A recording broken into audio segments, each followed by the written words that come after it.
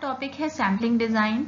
इस पीपीटी में हम देखेंगे कि एक बड़े ग्रुप पे एक साथ रिसर्च कंडक्ट करना डिफिकल्ट होता है, तो हम उसी में से एक छोटा ग्रुप निकालकर उस पर रिसर्च कंडक्ट करते हैं जिसे हम सैंपल कहते हैं।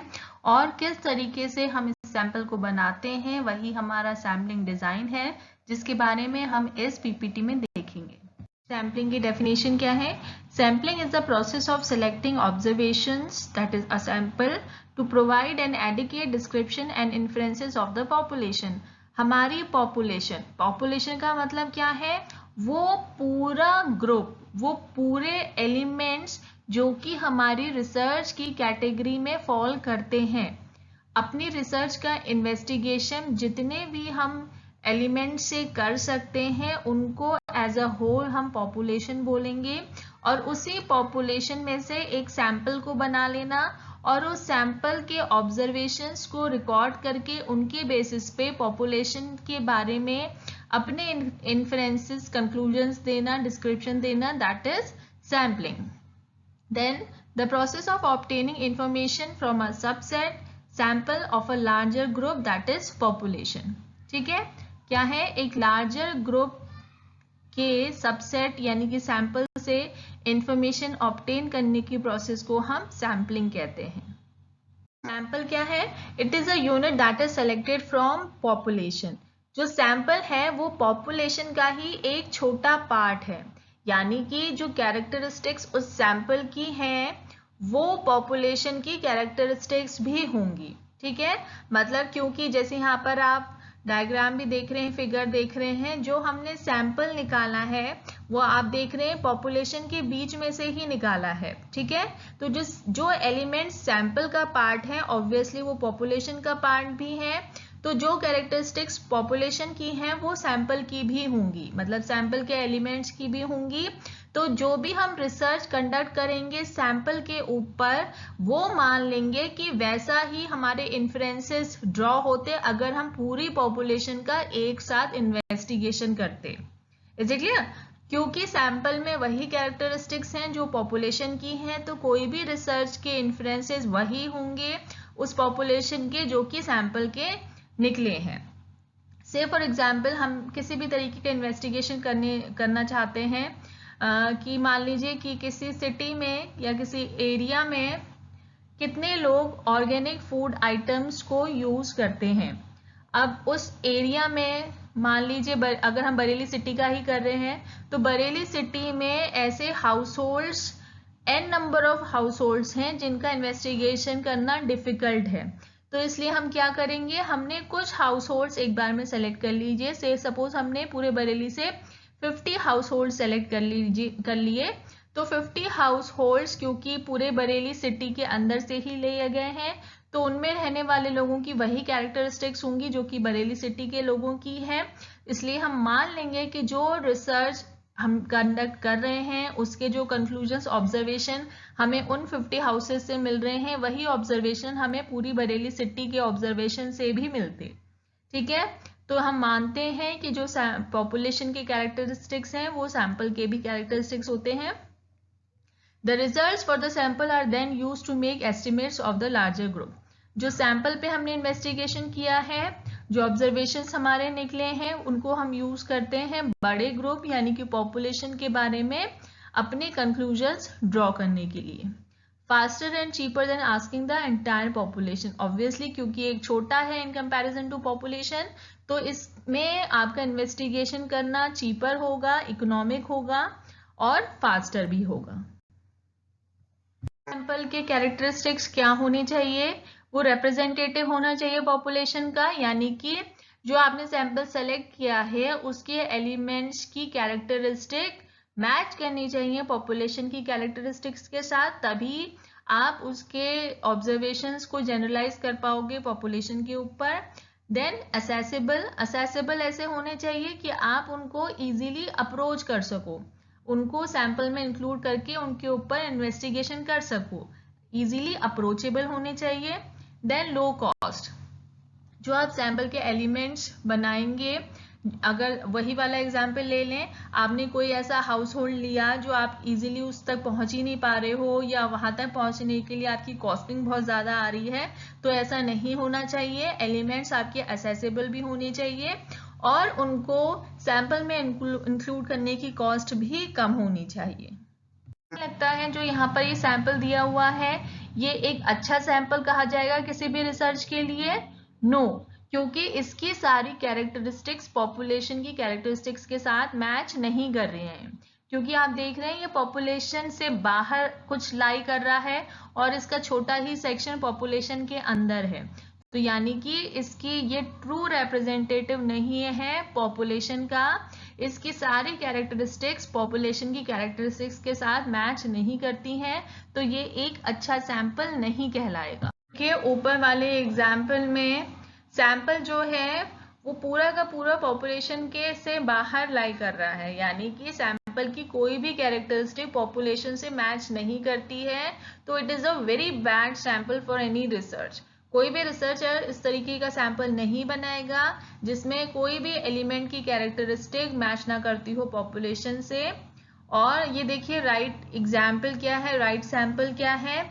नीचे वाले एग्जाम्पल में आप देखेंगे कि पॉपुलेशन के अंदर से ही सैंपल निकाला हुआ है आपने, यानी कि जो सैंपल के एलिमेंट्स हैं वो पूरे के पूरे पॉपुलेशन के अंदर के ही होने चाहिए, पॉपुलेशन के बाहर के नहीं। जैसे वही एग्जाम्पल लें, हम बरेली सिटी का स्टडी कर रहे थे, तो हम किसी लखनऊ के पर्सन को अपने सैंपल में इंक्लूड नहीं करेंगे क्योंकि वो हमारी पॉपुलेशन के अंदर का नहीं है। यहाँ पे दिया हुआ है सैंपल क्या है, contacting a portion of the population, for example 10% और 25%, यानी कि पॉपुलेशन के एक पोर्शन को से कॉन्टैक्ट करना और ऑब्जर्वेशन लेना रिगार्डिंग योर रिसर्च। अब वो 10% ऑफ द पॉपुलेशन भी हो सकता है या 25% ऑफ द पॉपुलेशन भी हो सकता है वो sample. Then best with a very large population, जब आपका पॉपुलेशन साइज बहुत ज़्यादा है तो उस केस में सैंपल बनाना एक बहुत ही अच्छा तरीका रहता है अपनी रिसर्च कंडक्ट करने के लिए, क्योंकि पूरी पॉपुलेशन, बहुत बड़ी पॉपुलेशन में एक साथ आप अगर सर्वे करेंगे, ऑब्जर्वेशन करेंगे या किसी भी तरीके की रिसर्च करेंगे तो वो आपके लिए बहुत ही डिफिकल्ट टास्क है। Then easiest with a homogeneous population.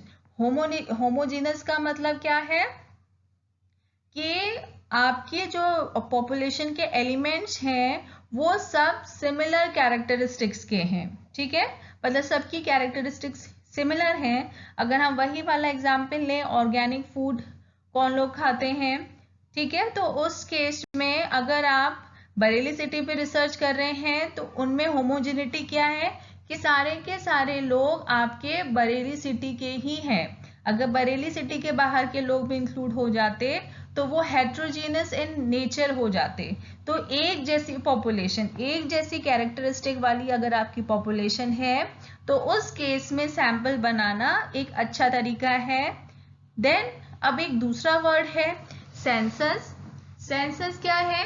Census का मतलब ये है कि पूरी पॉपुलेशन में एक साथ ऑब्जर्वेशंस करना या अपनी रिसर्च कंडक्ट करना, यानी कि सैम्पलिंग पे ना जाकर हम पूरी पॉपुलेशन को एक साथ अंडर ऑब्जर्वेशन रख रहे हैं, वो आपका सेंसस सर्वे कहलाता है।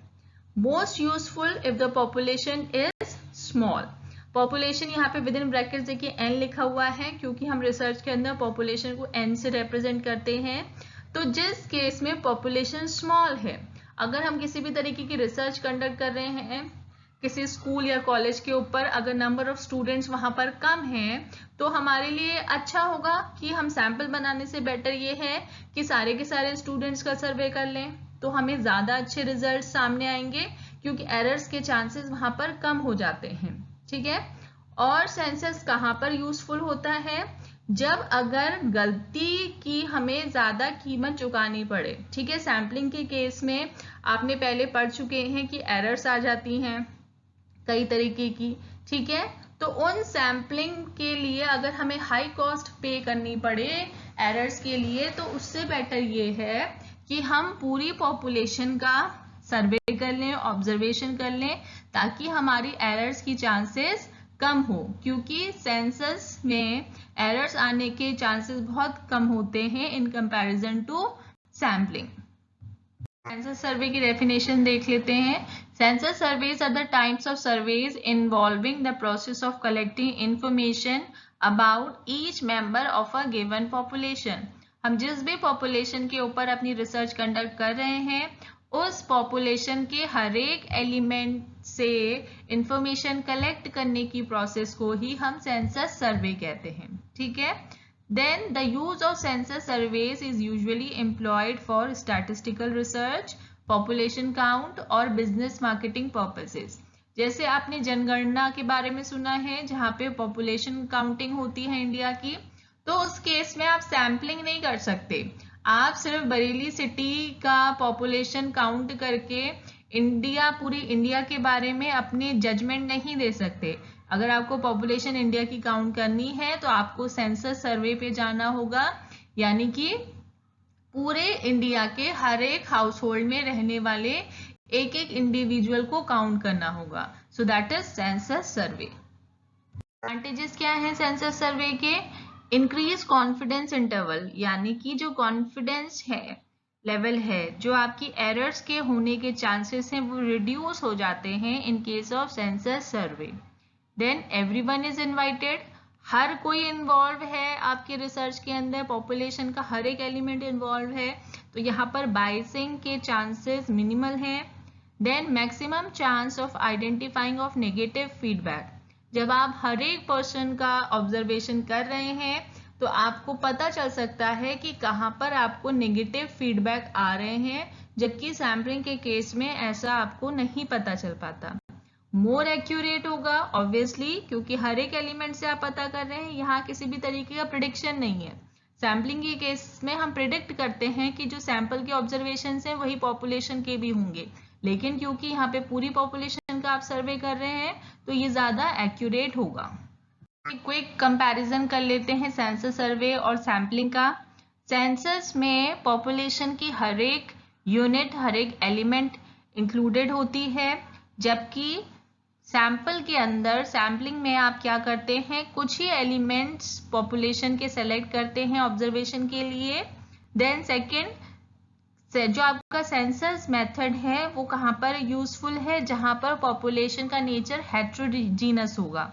हेट्रोजीनस यानी कि जहाँ पे एलिमेंट्स के कैरेक्टरिस्टिक्स अलग अलग हैं। ठीक है, तो वहां पर आपको सबका ऑब्जर्वेशन करना होगा, क्योंकि हर एक पर्सन एक दूसरे से डिफरेंट है इन कैरेक्टरिस्टिक, तो एक के ऑब्जर्वेशन आप नहीं कह सकते, वैसे ही दूसरे के भी होंगे।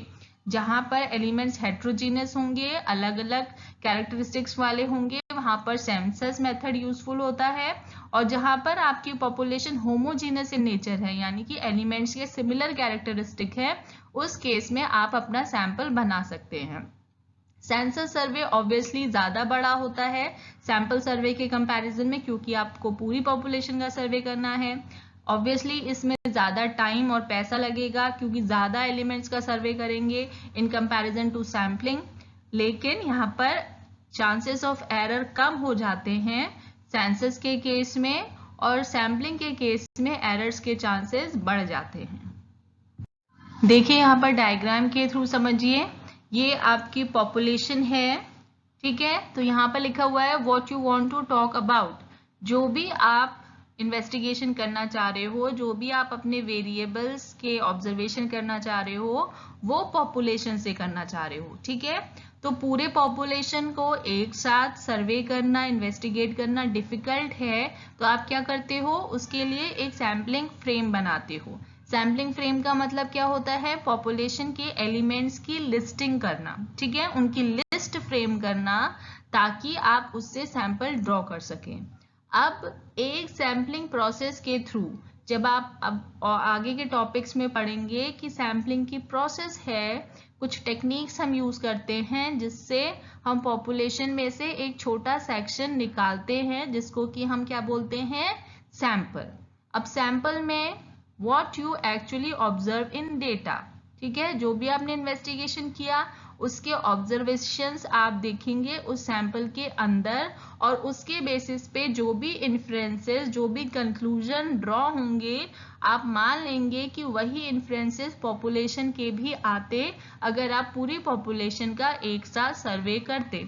ऐसा क्यों आप मानेंगे? क्योंकि आपने माना है कि जो आपका सैंपल है वो पॉपुलेशन का ट्रू रिप्रेजेंटेटिव है, आपका सैंपल पॉपुलेशन के अंदर से ही निकल कर आया है। जो सैंपल के एलिमेंट्स के कैरेक्टरिस्टिक्स हैं वही पॉपुलेशन के भी कैरेक्टरिस्टिक्स हैं। देखिए यहाँ पे सैम्पलिंग की कुछ इंपॉर्टेंट दो थ्योरीज हैं। First is law of statistical regularity. ये थ्योरी क्या कह रही है? A sample will possess the characteristics of the population provided the sample is drawn randomly। यानी कि कोई भी सैंपल अच्छा सैंपल कब कहलाएगा, यानी कि वो सैंपल आपकी पॉपुलेशन का ट्रू रिप्रेजेंटेटिव कब कहलाएगा? जब उसको रैंडमली सेलेक्ट किया जाए।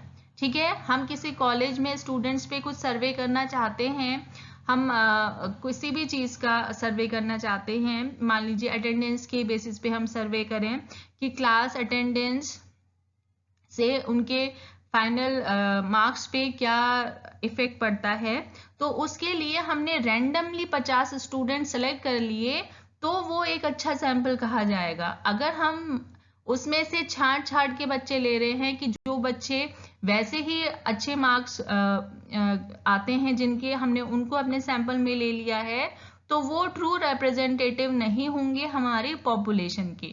जब हम रैंडमली कोई भी बच्चे को इंक्लूड कर रहे हैं, रैंडमली यानी कि ऐसे ही अचानक से बिना कुछ सोचे समझे, बिना किसी टेक्निक के हमने स्टूडेंट्स इंक्लूड करे अपने सैंपल में, तब वो एक अच्छा सैंपल माना जाएगा पॉपुलेशन का। ठीक है, तो लॉ ऑफ स्टैटिस्टिकल रेगुलरिटी कहती है कोई भी सैंपल एक अच्छा सैंपल तब कहलाएगा जब उसको हमने रैंडमली बनाया हो।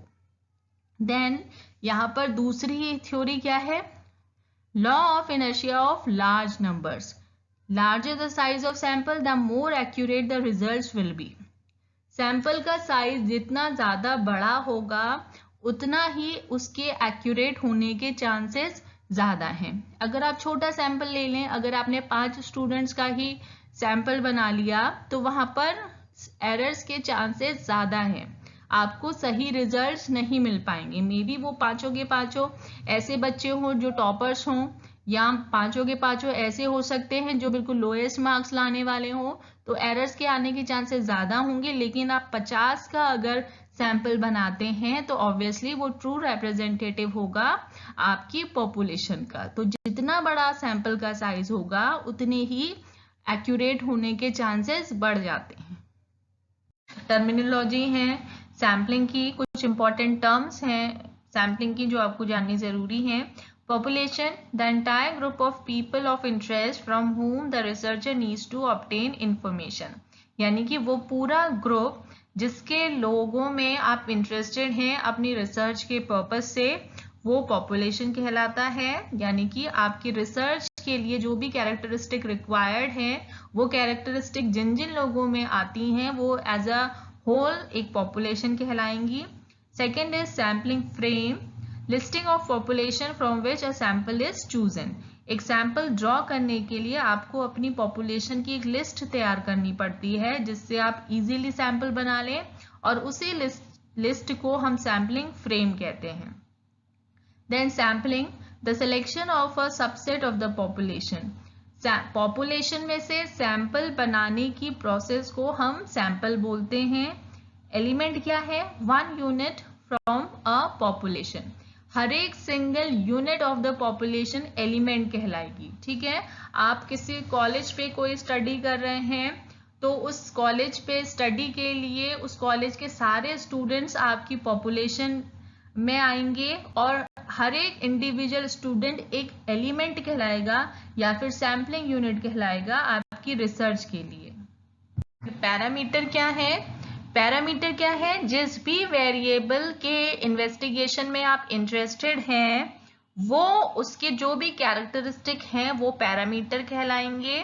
ठीक है, क्योंकि पूरे पॉपुलेशन में आप इंटरेस्टेड हैं, ठीक है, तो उस पूरी पॉपुलेशन के जो कैरेक्टरिस्टिक हैं वो पैरामीटर कहलाते हैं। रिसर्च में हम मीन निकालते हैं, स्टैंडर्ड डेविएशन निकालते हैं, हैं अपनी पॉपुलेशन का, तो उन्हीं चीज़ों को हम पैरामीटर कहते हैं। रिसर्च पॉइंट ऑफ व्यू से ये मीन है, स्टैंडर्ड डेविएशन है, ये कैरेक्टरिस्टिक कहलाएंगे आपकी पॉपुलेशन के, और इनको हम पैरामीटर बोलते हैं।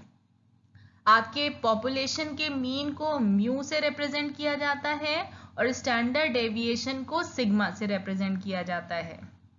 देन स्टैटिस्टिक क्या है? अब जो सैंपल है, आप अपना ऑब्जर्वेशन तो सैंपल पे करेंगे, तो जो सैंपल के कैरेक्टरिस्टिक होंगे, यानी कि जो सैंपल का मीन और सैंपल का स्टैंडर्ड डेविएशन होगा, वो स्टैटिस्टिक कहलाएगा। ठीक है, जो आप स्टैटिस्टिक निकाल रहे हैं, जो आप इंफॉर्मेशन सैंपल से निकाल रहे हैं, वो पैरामीटर के बारे में इंफॉर्मेशन निकालने के लिए यूज होगी। ठीक है, जो हमारा सैंपल है उसका मीन को हम रिप्रेजेंट करेंगे एक्स बार से और स्टैंडर्ड डेविएशन को हम रिप्रेजेंट करेंगे एसडी से। डायग्राम के थ्रू देखिए कैसे आपने पॉपुलेशन में से सैंपल निकाला। अब पॉपुलेशन के आपको पैरामीटर्स चाहिए, यानी कि पॉपुलेशन की कैरेक्टरिस्टिक्स चाहिए। अब वो कहाँ से मिलेंगी आपको? क्योंकि आप सैंपल पे ऑब्जर्वेशन कर रहे हैं, तो सैंपल की पहले आप स्टैटिस्टिक्स निकालेंगे और उन स्टैटिस्टिक्स के बेसिस पे पॉपुलेशन के पैरामीटर निकालेंगे। ठीक है, तो आप क्या करते हैं? सैंपल के स्टैटिस्टिक्स को यूज करते हैं पॉपुलेशन के पैरामीटर्स के बारे में इन्फ्रेंसेस ड्रॉ करने के लिए। कि प्रिसीजन रेंज क्या है? प्रिसीजन रेंज वो एक्सपेक्टेड रेंज है जहां पर आप मानते हैं कि पॉपुलेशन का पैरामीटर लाई करेगा और एक्सेप्टेबल होगा। देखिए, आपका जो सैंपल है, आप इस तरीके से सैम्पलिंग करते हैं कि आपका सैंपल ट्रू रिप्रेजेंटेटिव बने पॉपुलेशन का, लेकिन ऐसा हो नहीं पाता है। कहीं ना कहीं डेविएशंस आ ही जाते हैं सैम्पलिंग एरर्स की वजह से या नॉन सैम्पलिंग एरर्स की वजह से, तो आपका जो रिजल्ट है वो कहीं ना कहीं डेविएट करता है एक्चुअल सिचुएशन से। ठीक है, तो उस केस में कुछ हद तक आप एरर्स को एक्सेप्ट कर लेते हैं। ठीक है, तो आप वो रेंज जहां तक एरर्स एक्सेप्टेबल हैं, जितना डेविएशन अलाउड है, उसको हम प्रिसीजन रेंज कहते हैं। अगर प्रिसीजन रेंज से भी बाहर आपकी एरर्स जा रही हैं, यानी कि एरर प्रिसीजन लिमिट से भी बाहर हैं, ज़्यादा हैं, तो आप उस रिजल्ट को एक्सेप्ट नहीं करेंगे। अगर आपका विद इन प्रिसीजन रेंज आपका रिजल्ट लाई कर रहा है, तो आप उसको एक्सेप्ट कर लेंगे। देन कॉन्फिडेंस लेवल क्या है? कॉन्फिडेंस लेवल क्या है? Likelihood of the sample statistic value falling with in the precision range. आपका जो सैंपल स्टैटिस्टिक है उसके कितने चांसेस हैं कि वो प्रिसीजन रेंज में लाई करेगा, वो कॉन्फिडेंस लेवल कहलाता है। ठीक है, मतलब एरर्स कितनी कम से कम आएंगी, एक्सेप्टेबल लिमिट तक आपकी एरर्स हैं, तो उसको हम कॉन्फिडेंस लेवल कहते हैं। For example 99% confidence level means out of 100 99 times the sample will truly represent the population। मतलब क्या है? आपने 100 में से 99 टाइम्स ऐसा होगा कि आपका जो सैंपल है वो ट्रू रिप्रेजेंटेटिव होगा आपकी पॉपुलेशन का।